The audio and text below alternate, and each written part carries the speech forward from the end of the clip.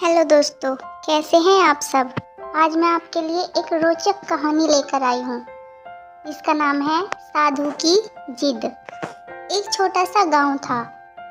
उस गांव के सभी लोग खुशहाल जीवन यापन करते थे। चारों तरफ खुशहाली थी। उस गांव में एक साधु भी रहता था।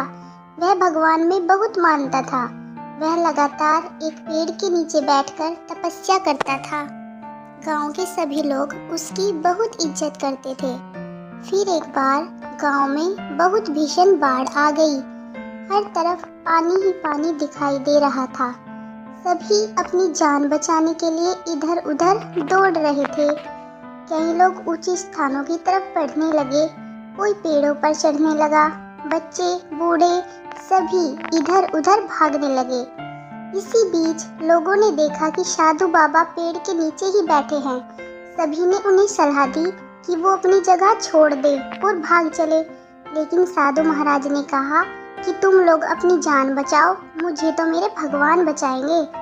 धीरे धीरे पानी बढ़ता गया। साधु अपनी जगह पर ही रहा। पानी साधु के कमर तक पहुंच गया था। फिर इतने में ही उसके पास से एक नाव गुजरी। उस नाव में एक मल्लाह था। उसने कहा कि हे साधु महाराज, आप इस नाव पर आ जाएं, मैं किसी सुरक्षित स्थान पर आपको पहुंचा दूंगा।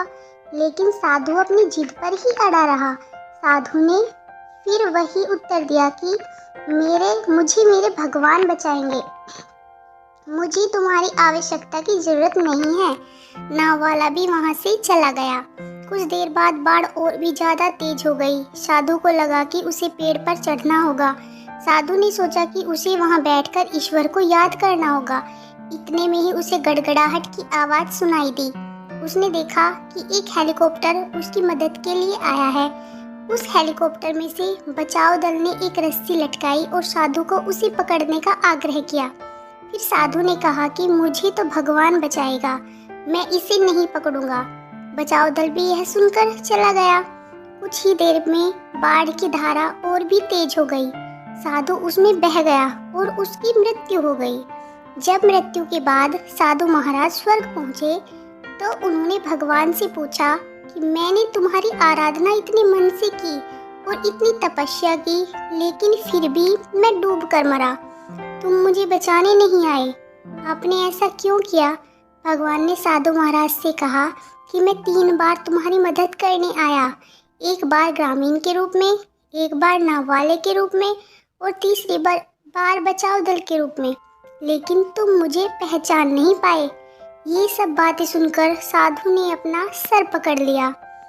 दोस्तों, इस कहानी से यह शिक्षा मिलती है कि हमें कभी भी अंधभक्त नहीं बनना चाहिए, अपने दिमाग का भी इस्तेमाल करना चाहिए।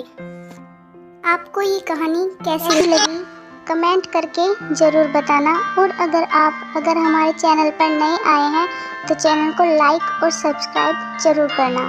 धन्यवाद।